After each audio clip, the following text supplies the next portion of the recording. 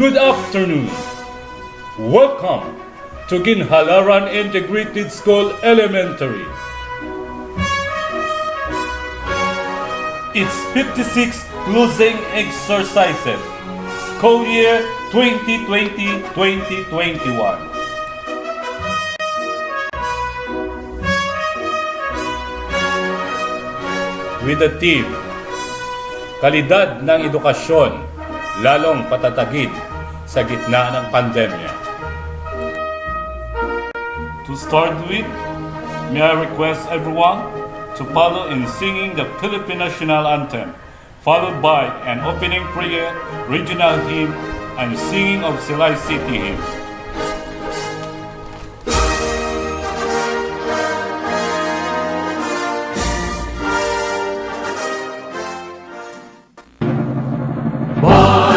Magiliw, pero sa silanganan, alam ng puso, sa dibdib mo'y buhay.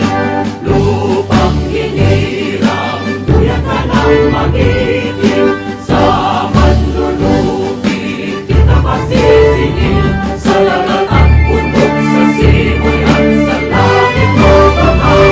Ay ilang ang tula at awit sa paglayang tinawaan.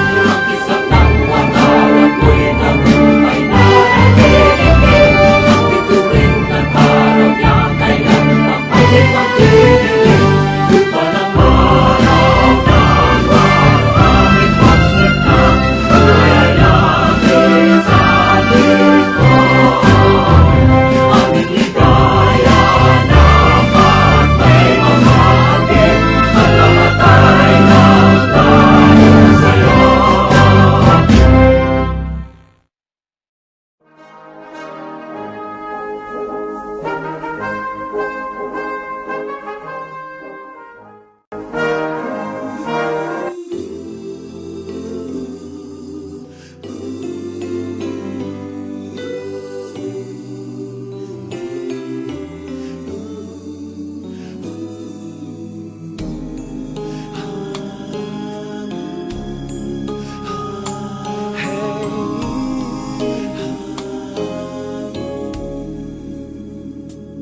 Lead me, Lord, lead me by the hand and help me face the rising sun.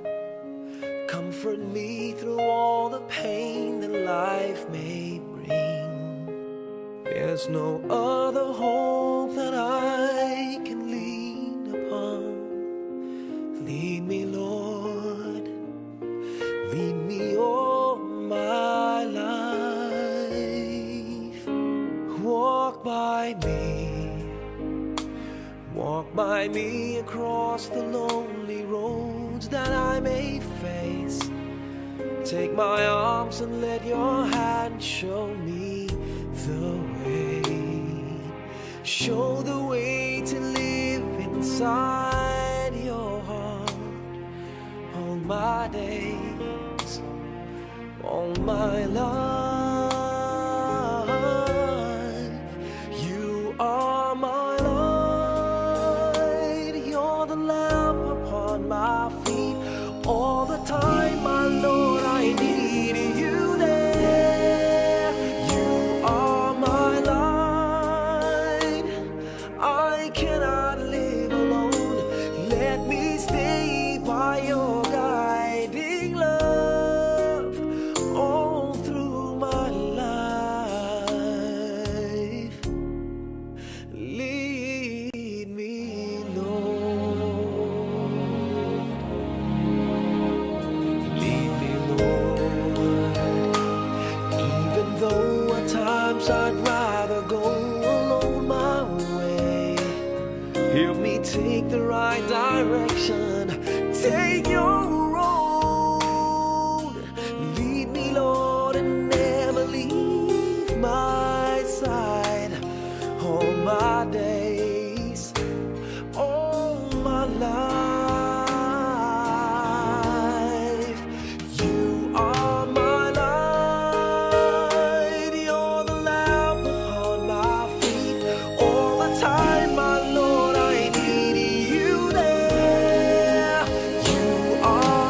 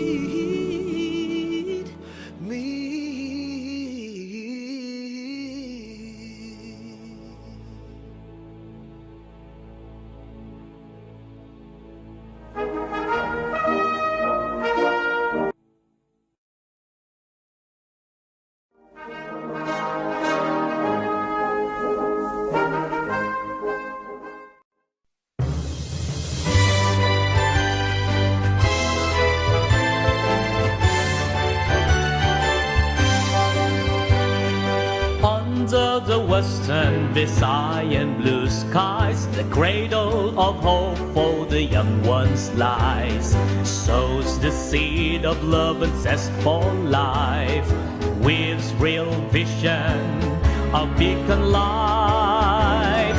Keep the song alive in our hearts, song of the great Western Visayas, echoing the love and pride of years gone by. The region's banner proudly held high. Western Visayas, home of champions, seed of lofty dreams and wisdom, treasure trove of knowledge and devotion to greatness beyond our gates before.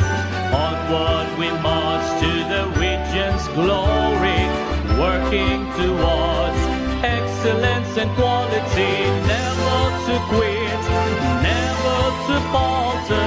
Hand in hand we strive together. Western Visayas, home of champions, seed of lofty dreams and wisdom, treasure trove of knowledge and devotion to greatness beyond our gates before. To greatness beyond our gates before.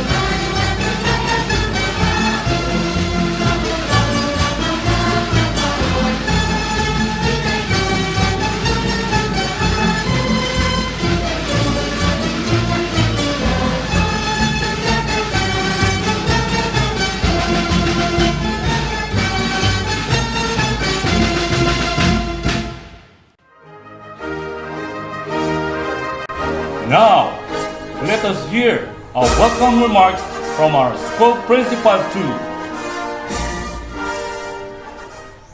Mr. Julius Cesar B. Onyo. To our dear parents, parents of graduates, fellow government workers in the Department of Education, learners and partners in education, wishing everyone a safe and a blessed day.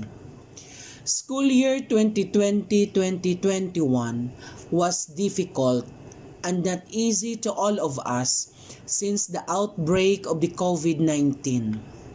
Safety and necessary precautions had been made and implemented in order that learners will be protected. Face-to-face classes had been suspended and new learning modality was introduced that basic education learning still be continued.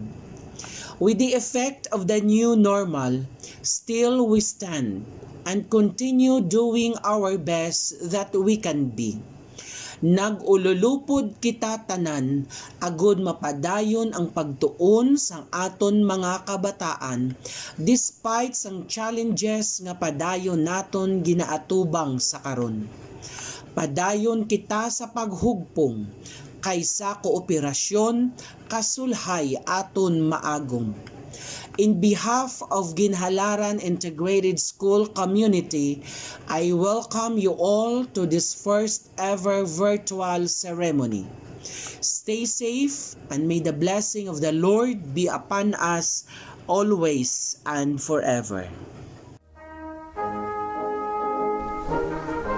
The presentation of candidates for graduation by Sir Julius Cesar B. Onyo, and to be confirmed by our Assistant School Division Superintendent, Officer in Charge, Office of the School Division Superintendent, Nobilin M. Belchis, PhD CC6, represented by our Public School District Supervisor, District 7, Ma'am Melanie M. Ugbamin.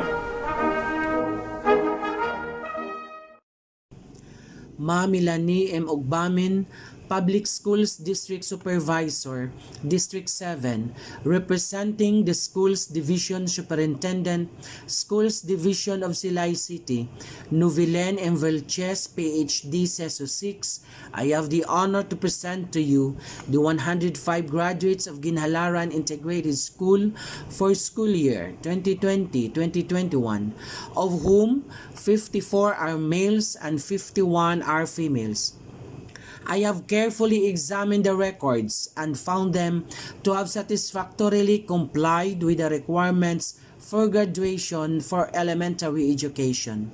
They have been duly certified by their teachers to having met the requirements for graduation from the revised basic education curriculum.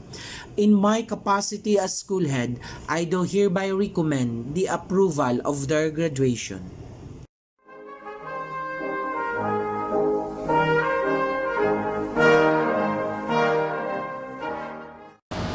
By virtue of those already vested in me with the Department of Education, through the Schools Division Superintendent, Novelin M. Velches, PhD, CESO 6, of the Schools Division of Silay City, and upon the recommendation of your school head, Julius Cesar Onyo of Guinhalaran Integrated School, that there are 105 grade 6 learners who are candidates for graduation and 91 kindergarten learners candidates for moving up, who have satisfactorily completed the requirements in the elementary of the enhanced basic education curriculum prescribed by the Department of Education.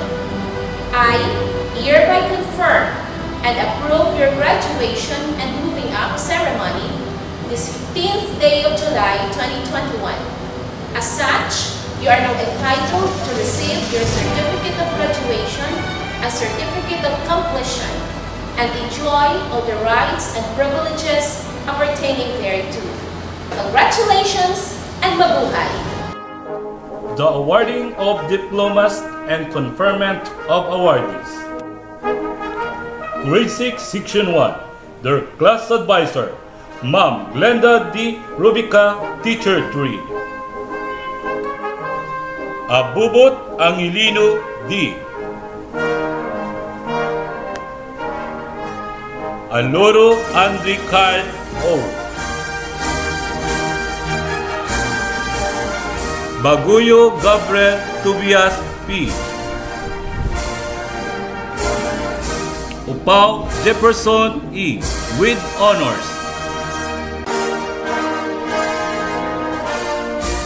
Bylon Van Dexter R. with honors. Bintinganan Mark Ivan T. with honors. Danon John Lawrence D. with honors. Dinora Kent T. Jucades Shan T. with honors. Hentel John Vincent B.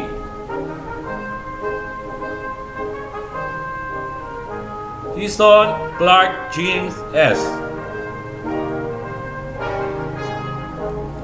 Pansinsoy Lawrence L.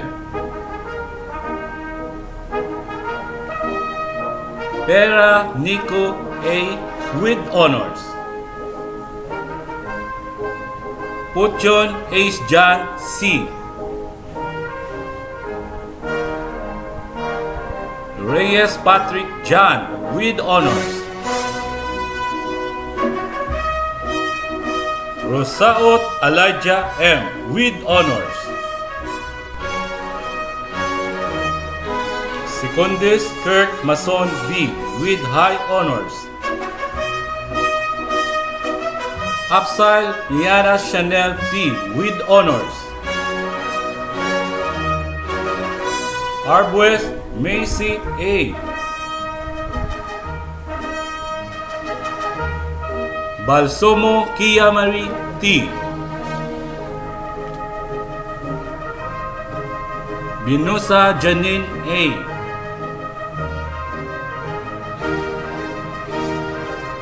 Bernel Sheila May M.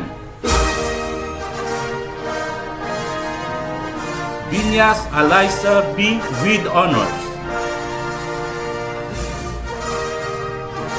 Bulanon Asriel Hart S. with honors. Casiano Trixie Marie F. with honors. Clarito Michelle Jazz C. with honors. Kumawas Glenamy F. with honors. Danico Puna Luis P. with honors. Domginis Cassandra Claire G. with honors. Hison Beatrice Jan D. with honors. Lumapay Mary Carmel A. with honors. Martinez Novigid F. with honors. Pasaporte Abrel Kate A. with honors. Singson Yamela K. G. with honors. Villanueva Jillian Kim H. with honors. Grade 6 Section 2. Their class advisor, Ma'am Linalyn R. Chico, Teacher 2. Alderiti Alderin A. Buckley Clayton Eric G. Bilhira Rodilo Jr. A. Bernel Ayuri Bone B.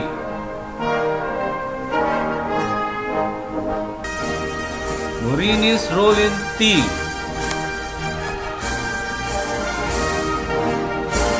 Bornalis Joel H. Donginis John Paul B. Eva Cyril Jake Lawrence E. Ganasias Angelo R. Lopez Virgilio III D. Ribala Kian Giles F.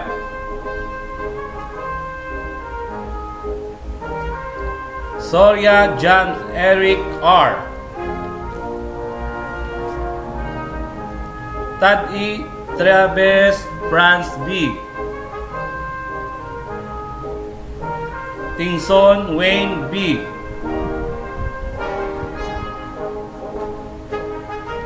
Tucci John Chris B. Tucci Nathaniel O.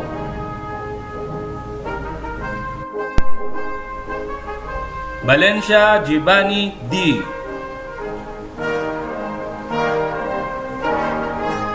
Vergara Brent P.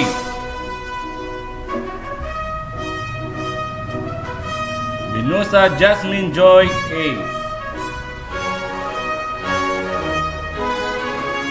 Viñas Altia S.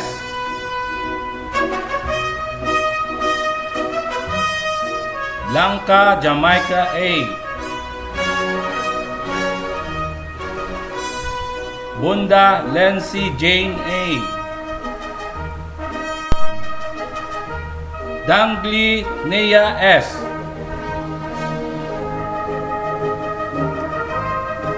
De la Cruz April Grace G. Dusaban Rihanna D. with honor. Flores Alexandra May B. Amonong Janica S. Lakinya Daisy M. Las Kitty Precious F.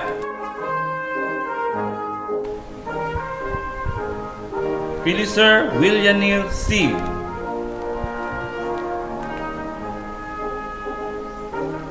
Lantelio Wendy A.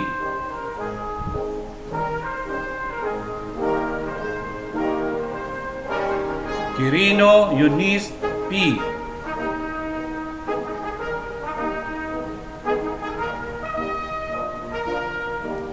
Silorio Stephanie C.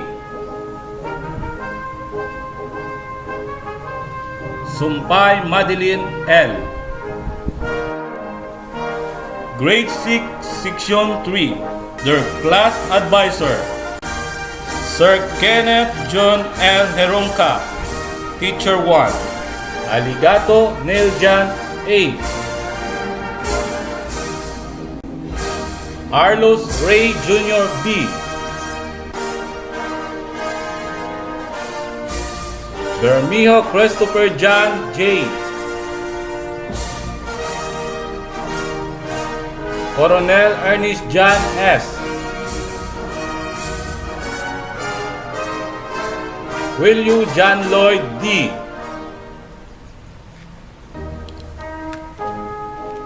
De la Cruz Reader Clint M. Ikot Sean Paul E. Elisan Aldrin B.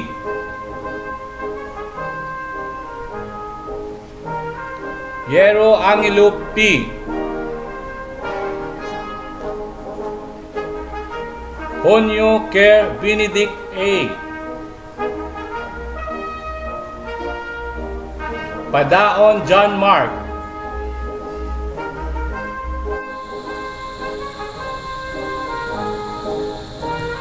Pagyo Andrew Kent S. Pampusa Jerwin O.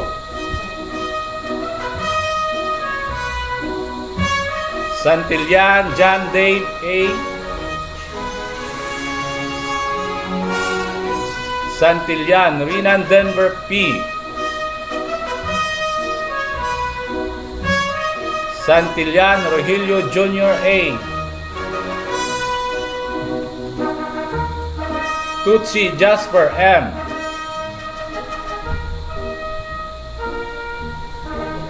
Villanueva Jose III D. Alocada Alexa Daniel B. Karang Neri P.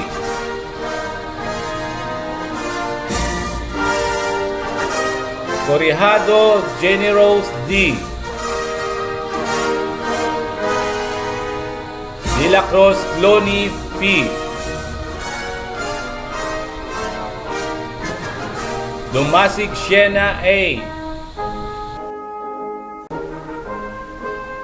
Emplemado Karen C. Gamboa Laika R.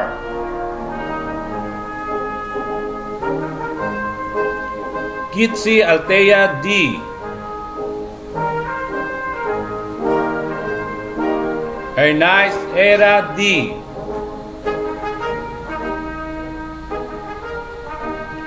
Herrera Angela S. Motos Rhea R.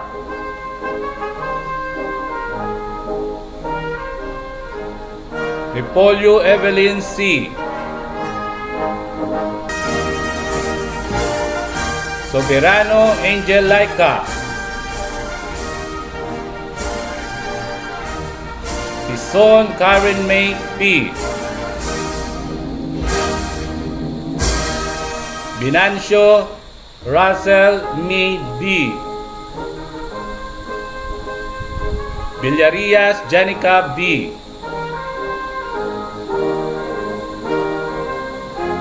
Yanko Juvenil M. Congratulations, graduates and awardees. Let's hear the message of our Assistant School Division Superintendent, Officer in Charge, Office of the Schools Division Superintendent, Nobeline M. Bilchis, PhD CISO 6. Then, another message from the Regional Director of the Department of Education Region 6, Dr. Ramer B. Oitico, CISO 6. And lastly, a message from the Secretary of the Department of Education, Honorable Leonor Magtulis Briones.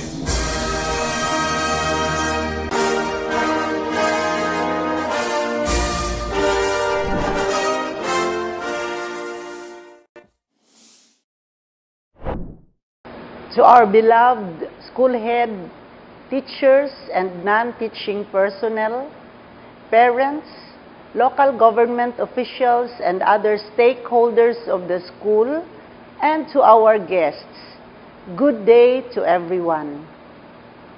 At the outset, I would like to congratulate the entire school workforce led by the school head for making this virtual graduation or completion ceremony possible and a success.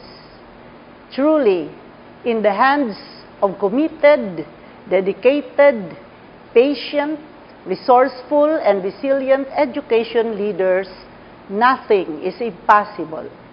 I am truly grateful to you as well as to the parents and the community that despite this trying time of COVID-19 pandemic, we have finished the school year and we have performed our mandate, that is to deliver quality education to our learners.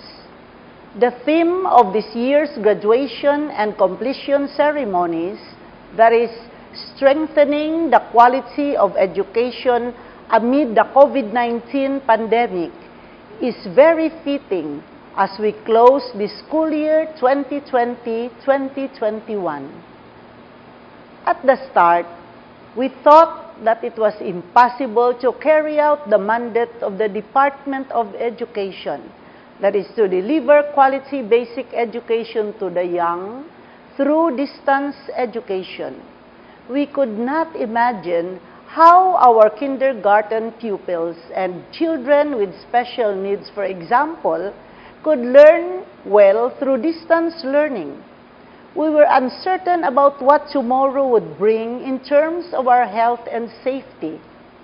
Some did not take the risk and chose to let the school year pass without letting their children continue learning. But you, graduates and completers, and your parents and guardians have chosen to continue learning despite this pandemic. We decided on this because we could not allow our children to lag behind. We could not allow to discontinue learning, and more so, we could not allow COVID-19 to defeat us. And you have truly proven that we could survive if we would stay united and have faith that any noble endeavor, like what we are undertaking right now, will be blessed by God. Altogether, we stood as one team and family. And today, the unexpected happened, and steadily, we shall win the race. Now, we are honoring our graduates and completers. They have made it through all of these difficulties because we experienced the antidote to COVID, and that is COV-ED. This is the acronym that stands for the different values that helped all of us, especially our children, fight the pandemic. Our experience in school year 2020-21 will always remind us that these values in COV-ED are important if we wanted to emerge as champions amidst challenges in life, even after the pandemic is no longer a threat to our existence. In COV-ED, C stands for commitment. This is cutting off all other options except completing the task at hand. The task that you have to finish your studies, and you did it well. That is why you are now reaping the success, children. You are focused on your studies because you understand that through education you will be able to unleash your potentials and contribute meaningfully to the needs of your family in particular and to your country in general. O in the acronym COV-ED stands for open mind and heart. This is the value of accepting and coping with the changes and challenges in life.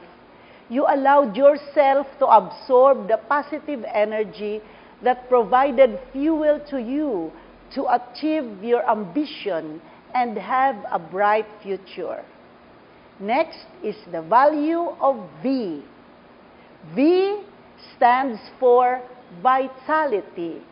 Vitality is the ability to be able to survive and grow. We have seen all of you struggling with all the modules and radio-based lessons, yet you did not stop learning. You never gave up.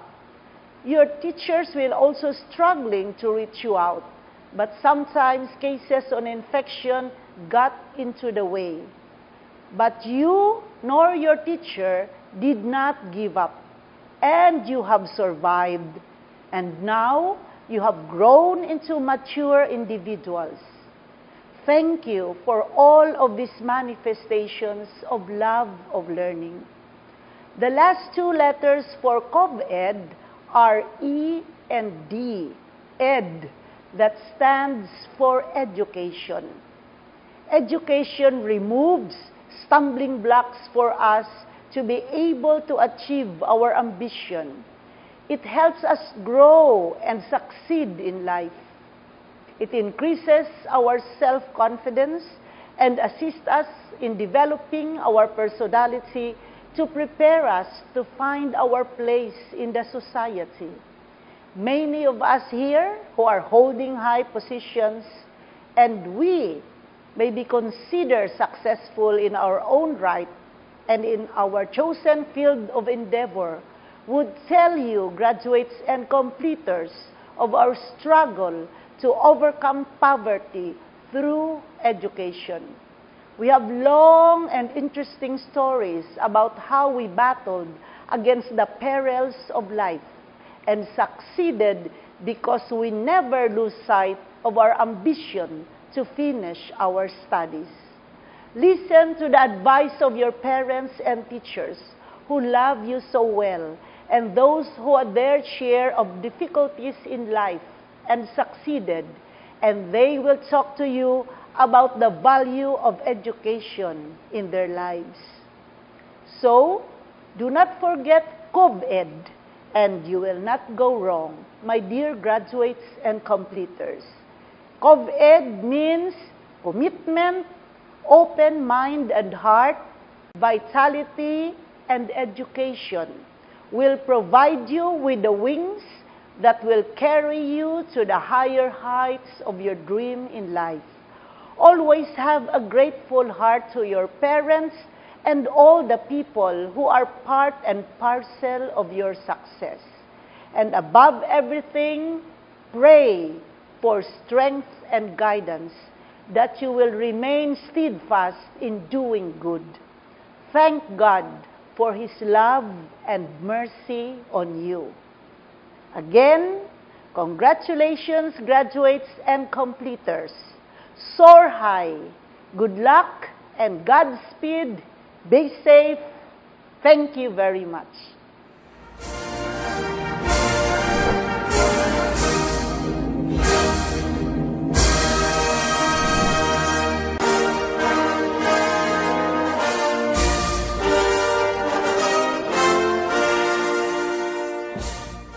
Congratulations, dear graduates and completers of school year 2020-2021. You make us look at the future with anticipation and pride. You have once again proven that true champions can thrive in the midst of the challenging realities of life. Your sheer grit and resilience have brought you this far in your lifelong pursuit of quality education. Your achievements call for a celebration. You have risen above the worst of times and have responded to the overwhelming demands of the new normal with Elem. Your education must not only be reflected in your report cards, but must be manifested in how you masterfully deal with life, an embodiment of courage, compassion, character, and competence. As you relish this moment, remember to celebrate your success with our indefatigable advocates and champions of quality education. Teachers, parents, school administrators, education leaders, stakeholders, and friends, among others. Your success seals our triumph over trials. It propels our collective aspiration for a brighter future despite the limitations caused by the COVID-19 pandemic. This is just the beginning of a beautiful journey ahead. We firmly believe in your potential for success because in DepEd Region 6, every child is a champion. As you cross this time of immense challenges and great opportunities, keep your passion for greatness alive. May your achievements inspire everyone to move forward with a renewed sense of hope, meaning, and purpose. Together, we shall rise as one. Ipadayon ta ang pagpalanggaanay. Once again, congratulations and mabuhay!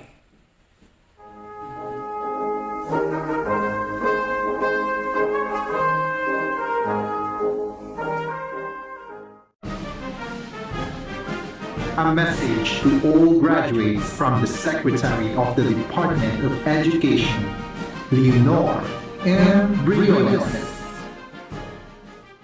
Good day to each and everyone who is attending virtually present at this time of our graduation ceremonies for our beloved and very precious graduates for the school year which ends at this time. First of all, I'd like to greet the parents and family members without whose sacrifices, whose reminders, and whose participation in the learning process for our graduates have resulted in this culmination program. This year, your role has changed drastically, where we've always thought, we've always believed that the matter of educating our children rests nearly exclusively on our teachers and our staff. This time, you parents, you family members, you who are in the households of our learners have expanded your role and contributed to this wonderful day wherein finally our learners are graduating in this culmination exercise. So congratulations, because this year has not been very easy, has not been a picnic for our teachers, for our family members, as well, especially the parents, mothers, fathers, sisters, brothers, and all who have contributed to the achievement of our learners at this time. So, maraming salamat at congratulations, parents and family members. Mas malaki ang role ninyo at this time compared to earlier graduation exercises. Secondly, I would also like to greet our teachers, without whose very careful review and careful supervision of the work of our pupils and our learners, this event would not be taking place at all. And so thank you, teachers. Your role has also expanded. In addition to seeing to it that the modules are faithfully followed, the assignments are correctly implemented, and the learners are truly learning. And you have had to deal with new ways of assessing the performance also of the learners. So congratulations, teachers, for enduring, for your patience, for your love for our learners, and your willingness to engage in a way and methods of teaching which are different from those which are used to. Assessment must have been especially difficult for you, especially since you were not able to see most of the time our students in face-to-face meetings, and most of the meetings, of course, were virtual. We'd also like to thank the local government units for their interest, for their cooperation, and for their continuing contributions to the needs of education, even as our children do not go to school. Your donations of material as well as financial resources at this time are most welcome, and your advice has been taken seriously not only by our teachers, by our school officials, but also by our officials in the Department of Education. We continually talk with local government units, especially in times of disaster, in times of great need for classrooms, for space, and for responses to unforeseen emergencies. Thank you, local government units. But of course, most of the congratulatory greetings fall on the deserving graduate. Each and every one of you is truly special. You are different from the other graduates who have passed through the portals of your school. You went to school practically without seeing your teachers, if at all. You went to school with your parents, your mothers, and your fathers hovering over your shoulders and seeing to it that you are able to complete your assignments. You are completing your studies at a time when examinations and assessments are different. You are culminating these long months of hard work at this time, even as you have to do family chores, even as you are distracted, and even as your world has turned upside down, and it seems and it appears as if we don't know what the future holds and what will happen next. But you have persevered and now you are ready to graduate.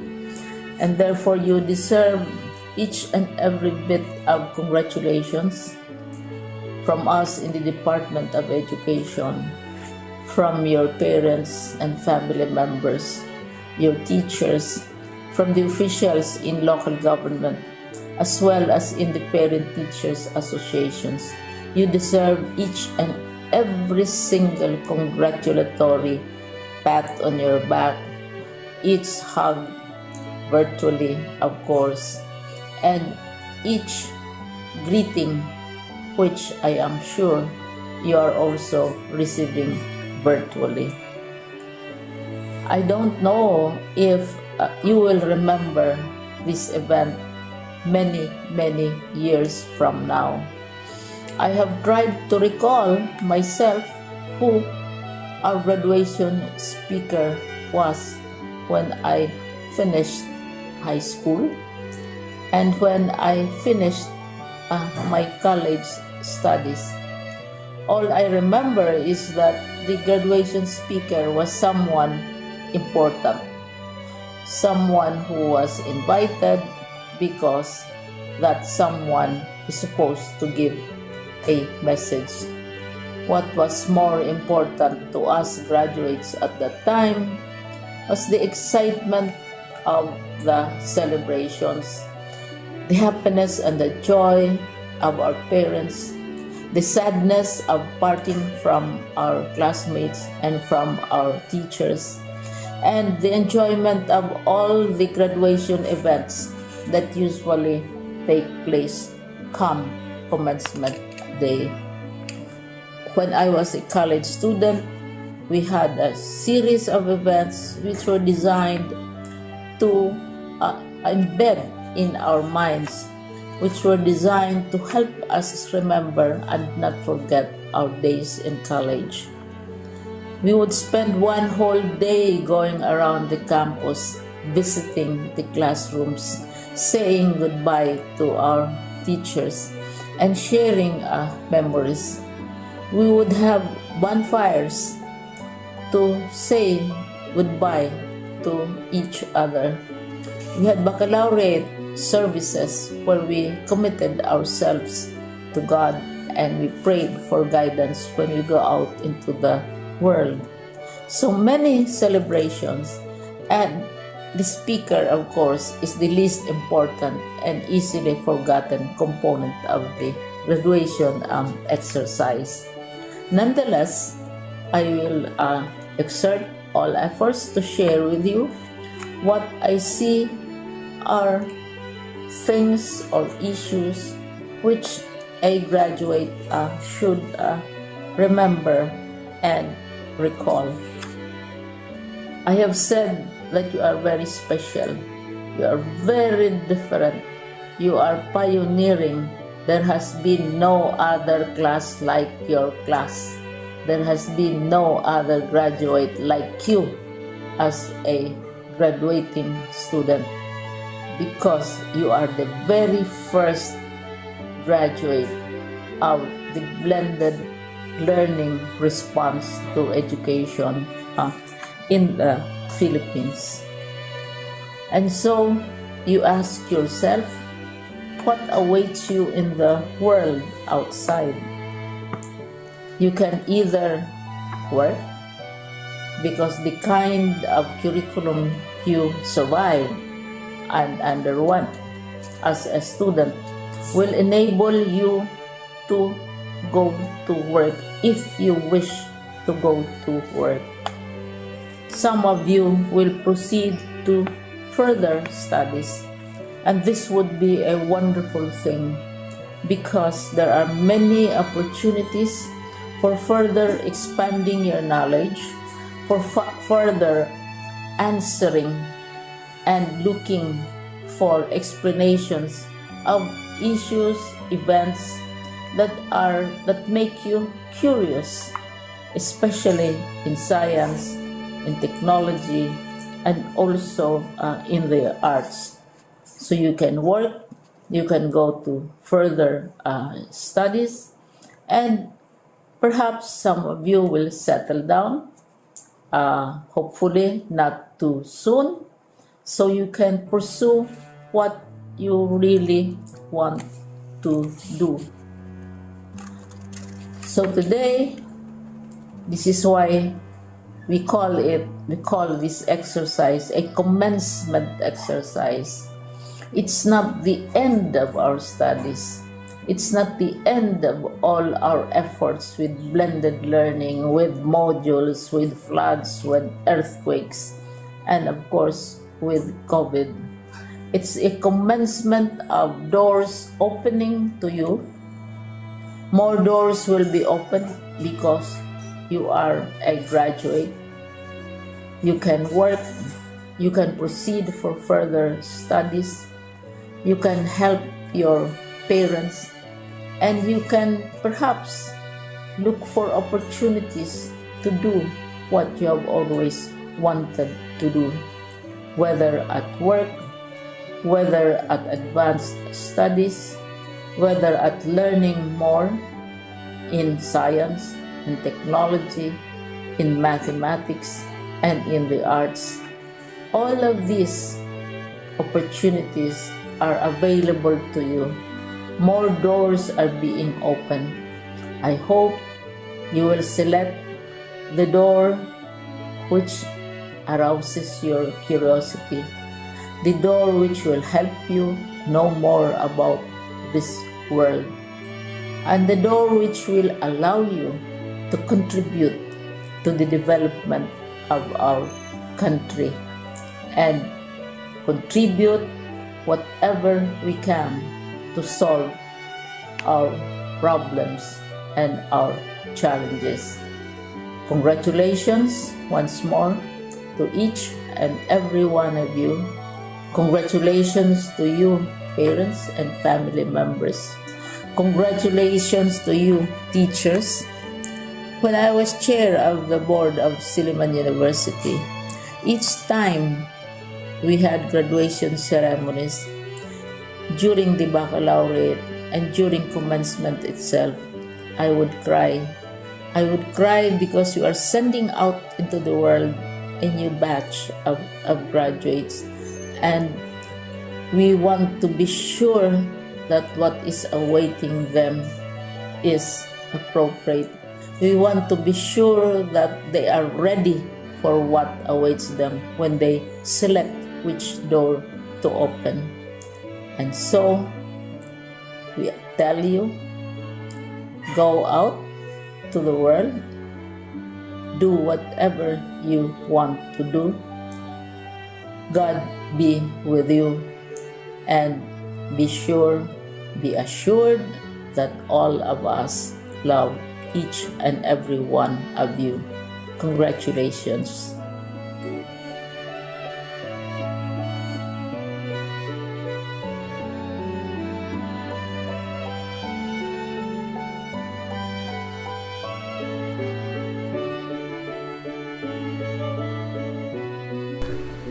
Let us hear the message of our Class 2021 valedictorian. Secundis Kir Mason B. Ladies and gentlemen, my fellow schoolmates, teachers, and parents, good afternoon. Adjusting to modular learning is more challenging for us during this pandemic. We don't know our classmates, and we don't even have a chance to meet our teachers. And we all know how difficult and lonely to study without friends. But how did I end up here? I believe that the biggest factor for my success is the support of both my parents and teachers, and of course, God. So in behalf of my classmates, we would like to thank our parents for the guidance and support on our studies. We would also like to thank our teachers for their untiring service, sharing their knowledge, especially to our advisor, Ma'am Glenda D. Rubica, and to our principal, Sir Julius Cesar B. Onyot, for his active and good leadership for the betterment of the school despite of the pandemic. We are indeed in a difficult time, but This is much more reason to give extra help and extra effort for each other. Let me end this by quoting Rizal. The youth is the hope of the nation. Help us become the youth he aspires. And now, to all the graduates of Class 2021, your pledge of loyalty.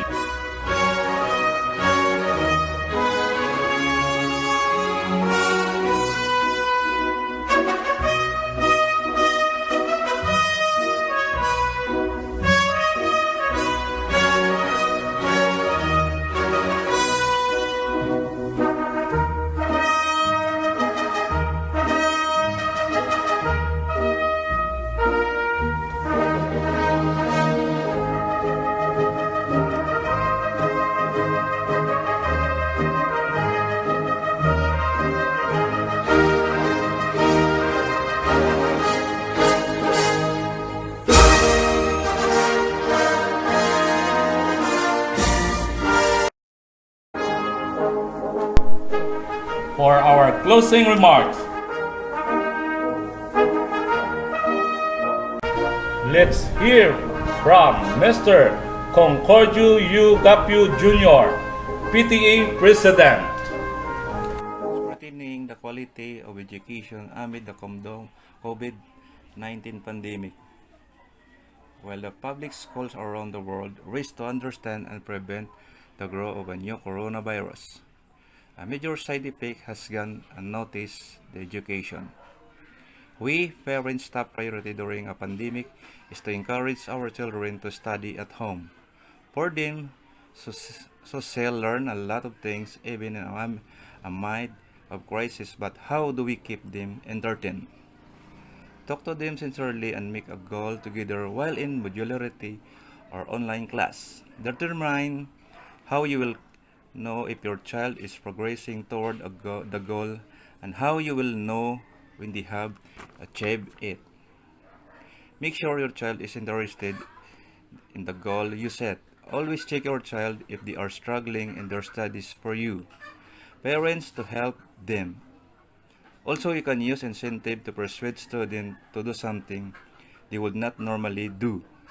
Give out unexpected rewards or occasion. Make the rewards timing and type unexpected when your children are aware that reward is available but are unsure when they will receive it. They are more likely to continue the behavior, the result, and reward. Plus, always praise your child even in the smallest thing. Parents and children should collaborate to develop plans specify when efforts and outcome will eventually lead to benefits. Eventually, while we hope that pupils in the most effective areas will be able to return to school soon, and that other schools will be unaffected, let us focus to ensuring that global education is not forgotten during or after the crisis. Investment in education not only generates peace and tranquility and a path for your youth fully participate in the economy and society, but also fuel innovation, the skills and talent required to combat the next pandemic or crisis. It is necessary to keep in mind that today's children will be nurses, epidemiologists, doctors, researchers, public health expert, or tomorrow. We must continue to invest in education today so that the world is better prepared to deal with the future epidemic and crisis. Thank you.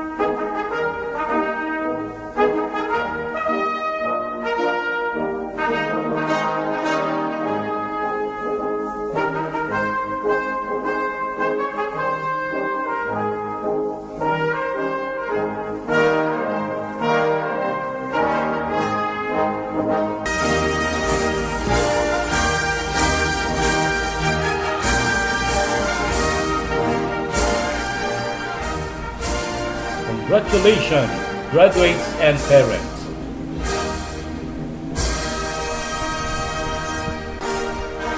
Keep safe and mabuhay!